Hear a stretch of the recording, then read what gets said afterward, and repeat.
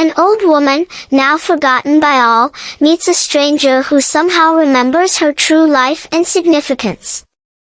Amidst of all the chatter echoing around, he quickly grabbed a seat at his table from which the reserved sign had been previously removed.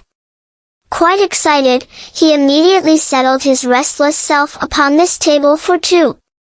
Somewhat nervous, he looked around, eyeing all of the other tables that seemed filled with brimming laughs and scoff of many different people.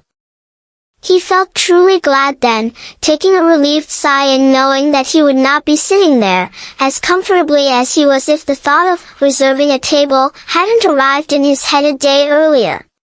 "Good evening, sir." Hearing this, he absolutely sparked into reality, aware now of the existence of this waiter alongside.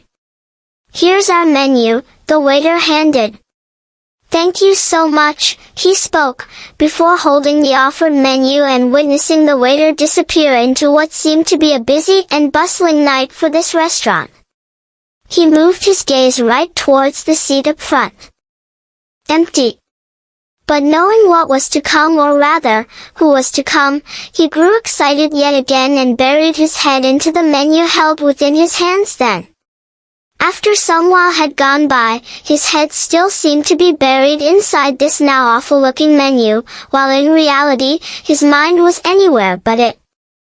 He had a quick glance at his watch, realizing that he only had been repeating this task an annoying number of times by then. As a result, his face truly turned stiffer, extinguishing every bit of excitement of before into utter shards of disappointment.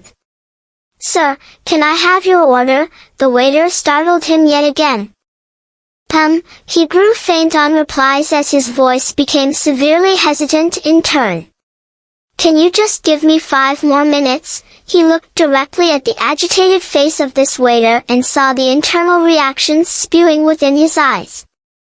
"Sure," the waiter politely answered, followed by the fakest of all the existing smiles, and walked away. He glanced at his watch yet again. "I cannot believe this. An hour has gone by already." He shook his head in realization, looking straight at the seat in front. Empty yet again, and not to his surprise this time. His breath escaped with arriving frustration as he turned towards the waiter once more, who was seen eyeing from afar while talking to a man in a dark brooding suit. Probably discussing me who hasn't ordered anything in an hour. His mind mocked then, as his eagerness of before was slowly draining down into plain sadness. And soon, this waiter in question arrived at the table with the same faking smile stuck to his face, disguising all of his agitations under it. "Sir, I am sorry, but you have to order some dash. An iced tea." The waiter grew silent before adding, "Anything to eat, sir?" "No, just the iced tea," he concluded before witnessing the waiter offer a gentle nod and then leave the table. But as he saw him leave, a peculiar scene caught his attention along the way of his gaze. On a table nearby, there sat an old woman in a fabulous dress of red, sitting and having her meal all by herself. She seems familiar. Where do I know her from? His mind sparked as his memory began rotating its engines. Surely, his eyes would have moved away from her sight in a flash had she been an ordinary old woman, but due to his working memory and experience, he then remembered exactly who she was. As a result, his eyes ogled upon her and further grew widened. "Yes, I know her." The combination of eagerness and excitement quickly traveled back to him, yet of a different kind this time. He immediately shot up from his seat and walked straight toward her without any show of hesitation on his part. Reaching, he looked at her from close, observing her rough white-aged hair, her wrinkled frail skin, and her soulful green eyes which now were looking right back at him. "Excuse me. Can I help you?" she shot, witnessing this man in front go absolutely speechless for the following couple of seconds. "I cannot believe my eyes," he cried rather loudly. Is it really you? Her face quickly changed upon realizing the exact manner of this situation. Oh, so you are a fan, she shook her head, somewhat feeling quite surprised inside.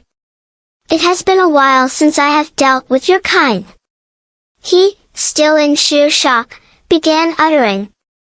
Are you Dash? Yes. Oh my god. She then changed her focus from this shooketh man to something else behind him. Is that your table? She pointed. He turned around and saw the familiar waiter with an iced tea upon his tray and confusion on his head. Waiter, he called as the waiter turned towards him with even more strands of confusion rising. Immediately, he rotated back to face the old woman. Is this seat taken? No, she impulsively replied, showing immediate signs of regret upon her wrinkled face after. So, if you don't mind, can I sit with you? He asked, growing infinitely eager by the second. She took a long pause of thought before finally changing her face and saying, Oh, what's the worst that could happen? You can sit. Oh, thank you, he cried with relief as he swiveled around and signaled the waiter to bring his drink towards this new table for two. He quickly got seated then. Were you expecting someone? She further asked. Oh, well, he felt quite hesitant. Yes, I was actually waiting for someone, but I do not want to talk about that right now. I want to talk about you. I just cannot believe that I am sitting right in front of you, his voice truly shot with enthrallment.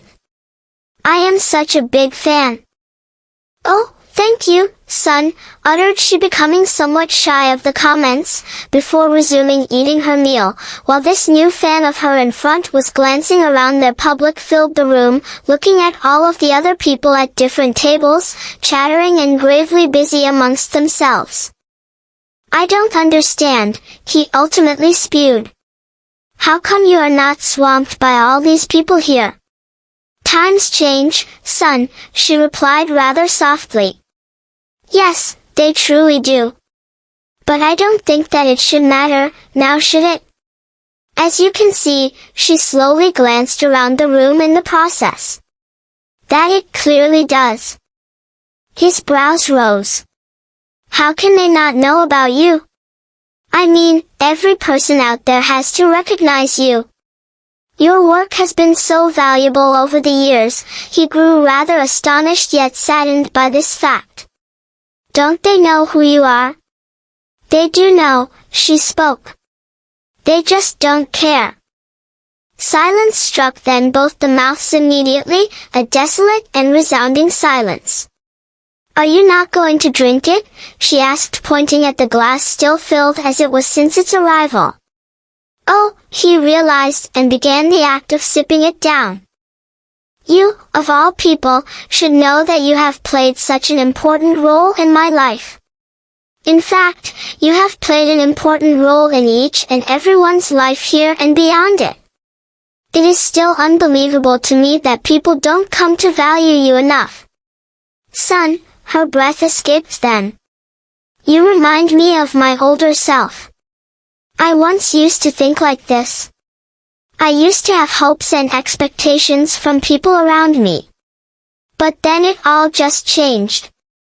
It all just became hopeless, she shook her head with arriving sadness. I guess at some point in life you have to understand that things get replaced. They get forgotten, they get old and they die. I mean, they probably must have gotten different versions of me out there playing my role instead.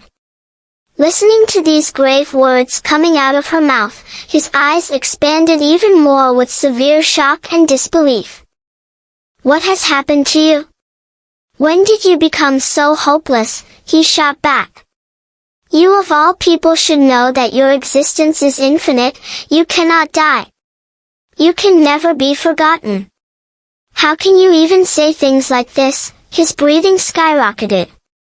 All those versions you are talking about are fake. They are not you. You can never be replaced.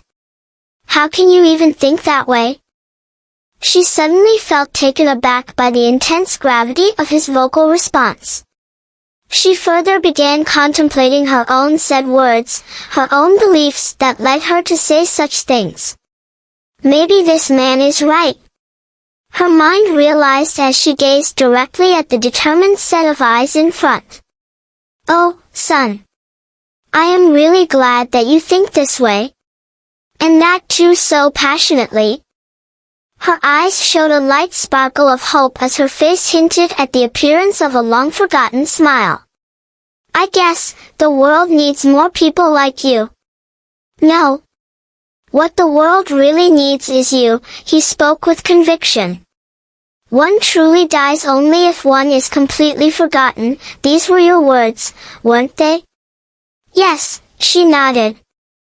If the world no longer remembers you, then it is as good as dead.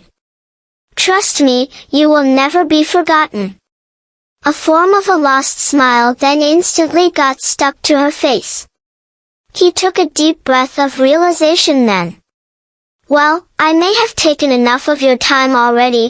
He stood up and finished the remaining of his drink in one big gulp. I should get going now. Oh, sure, she nodded, internally wanting for this man to stay a little longer. Well, you did say that you are my fan. Don't you want my autograph? Oh yes, of course, he grew enthralled. She grabbed a white napkin from one side of the table. Do you have a pen? He stood intensely searching before ending up shouting, Waiter! The fake smile reappeared upon this waiter's face as he arrived near. Yes, sir. This lady right here needs a pen. Do you have one?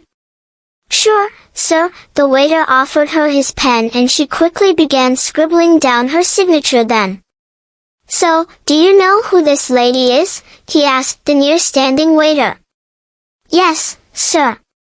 Of course, I do.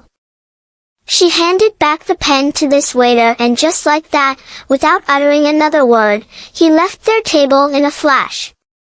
See, spoke the old woman then. They just don't care. She handed him the autographed napkin, but to her surprise, he seemed busy fiddling around in his back pocket. Oh, please. Don't bother, son. He immediately stopped his movements.